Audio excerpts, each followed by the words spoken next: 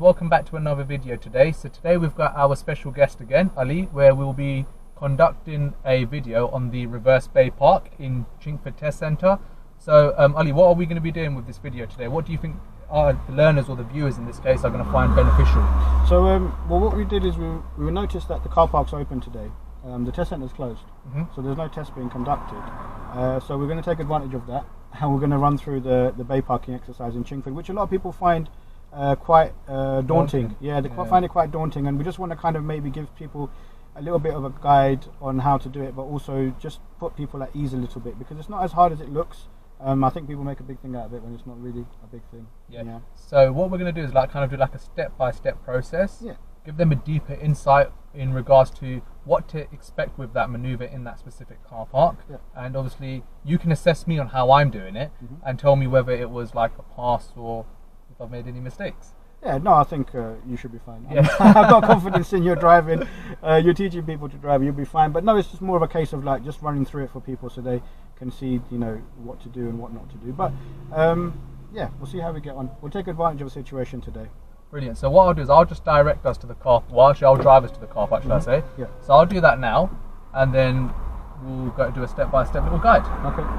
Brilliant. So guys, please do make sure that you like, share and subscribe with today's video. And again guys, just make sure that you comment on the comment section below what you would like us to do videos on moving forward as well. Okay?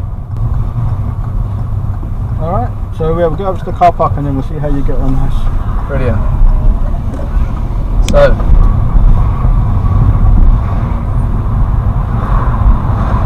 right, so whenever I'm turning right into this car park, I need to be mindful of any pedestrians, but alternatively anyone exiting the car park as well that may be on a test. Yeah. So a little look over your right shoulder there as you enter would be a good idea. I find a lot of people forget that. Yeah. So that's always a good thing. And then very slow as well, because you notice that the car scraped a little bit, didn't it? Yeah. My suspension's really low. So what if there was any vehicles waiting here, I would wait here at this point. I would make sure my students conduct all-round observations. Why would you say that's beneficial there? Or not even beneficial, why is it required to carry out all-round observations? Because people could be walking in and out of the car park, right? So if they're walking out, you'd see them coming towards you. But if they're walking in, you wouldn't see them necessarily, because they'd be coming from your blind spot area, wouldn't they? So it's really important to check both shoulders when you move off there, to check that there's no one coming in, and especially if it's an examiner with another candidate, because tests start and finish at the same time, right? Right. So there could be people coming in. That's right. So what I'm going to do now is obviously I'm going to reverse into any of the parking bays. Obviously in my vehicle I like to put my left door mirror down just so I can enable to see the bay line on the left. I'll go into reverse gear. Now I need to bear in mind that I will be obviously reversing on a gradient, on an uphill gradient. So it's advisable for those of you that are driving a manual car to find the biting point. How I'm doing it is more catered towards my vehicle. It's a petrol vehicle. On this modern vehicle, it's got the anti-stall feature where you actually don't need acceleration when going uphill, and it gives you that extra torque itself. So once I've prepared the vehicle, I'll start doing my observations specifically from right to left. Why would you say it needs to be from right to left, Ali? Because a lot of people, they'll do their final check over the right now when reversing. Yeah, well, when you start reversing now, the main danger is on your left, over your left side, but also the place you're going to be looking when you start to reverse is over your left shoulder. So it's more efficient to start from the right and finish on the left, because then you're going to be looking over your left shoulder as you start moving. And you notice but that like speed you're doing as well. Now, you're looking over both shoulders, and that's ideal, because there's no one in here at the minute, but on another day there could be lots happening, couldn't there? Yeah. Especially with the entrance to the car park being over your left shoulder. Yeah, that's people the key. can enter there. Yeah, that's the key thing. That's where things can change without you realising if you don't check. And also, have you noticed that I'm not over-reliant on the reverse camera? No, you're doing that very well. So that's what I try and get people to do as well, is use it as an extra mirror. Yeah. Don't use it as a camera. It's a guideline, right? Yeah, it's like an extra mirror, and just check it as you check your mirrors, and then that keeps you safe.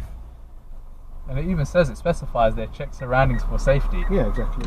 I mean, I don't mind you using it as you did now, right at the end, just to judge when to stop. Yeah. I mean, you can see better out of there than if you would if you looked over your mirror, over your shoulder. So in that sense, that was fine.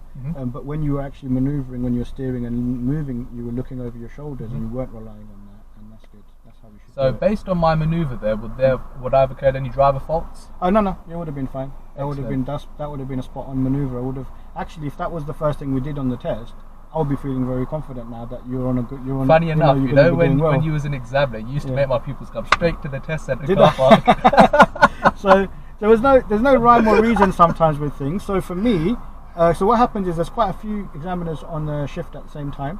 Yeah. So there's a few tests starting and finishing at the same time. So what some examiners do is do it at the end, and some do it at the beginning, and then that way we don't kind of get in each other's way. Right, so it's just for practicality reasons. There was no other reason for it. I mean, for example, if you started in the car park, I'd most likely do the manoeuvre. Yeah. Whereas if you started on the side of the road, I'd probably do something else. It just takes. It just time-wise, it's more efficient to do it that way. In terms of obviously how the examiners are marking the reverse bay park, obviously according to the DL25, it's according to control and observation. So can we just go into more detail in regards to that? Yeah. So the control would be how you use your clutch control, find your biting point, your steering, that kind of stuff. So for example, if you stalled, right, that would be a driver fault, what you might call a minor. If you were to steer and not steer correctly and then have to correct it, again, that would be a driver fault.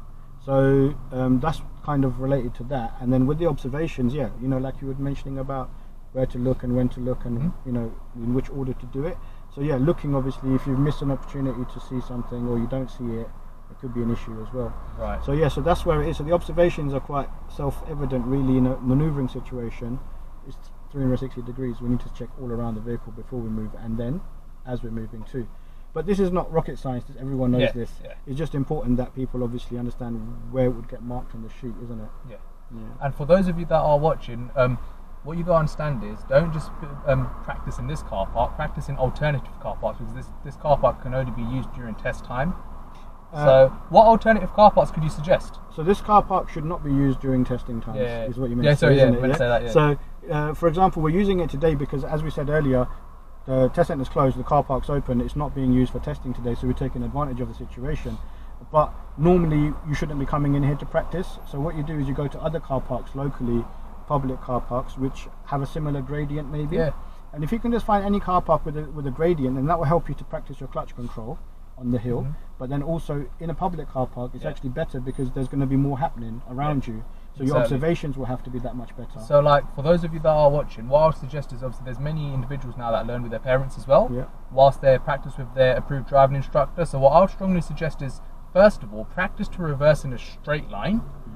Whilst you learn to practice in a straight line, so you're developing your control and observations, then you can start talking about reversing on, sorry guys, you can think about reversing on different gradients. So what I would suggest is reversing on an uphill gradient, getting used to that and doing the observations, as well as reversing on a downhill gradient, where else you'd keep the clutch down and control the speed with the foot brake. Different way to do it, isn't it? And then after that, I feel like and once you learn also how to adjust your manoeuvres, so always think about two options, guys. Don't always think, okay, the manoeuvre needs to be executed on one attempt.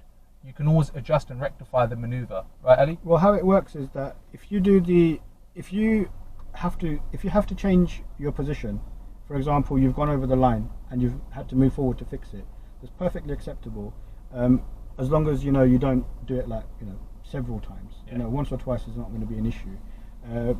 And yeah, so fix your fault, and then what you do is you'll get a driver fault for that, for control, right? Because you've misjudged the steering or the whatever it is, the speed maybe. So that would be how you get a driver fault for that. And the thing is though, with that one, sometimes people think they have to do it in one go. And also what sometimes people think is that they have to be in the middle of the bay perfectly. And that's not the case either. As long as all four wheels are moving the parking bay. So as long as you're inside the bay, it doesn't matter whether you're at an angle or not. As long as you're in the bay and you're not touching any lines, then you won't get a driver fault. Brilliant. Yeah, that was excellent. Right guys, so I hope that helped you today with the reverse bay park. And guys, please do make sure to like, share and subscribe, and do contact the master driver trainer for any instructor training as well as learner rescue training. Thank you guys.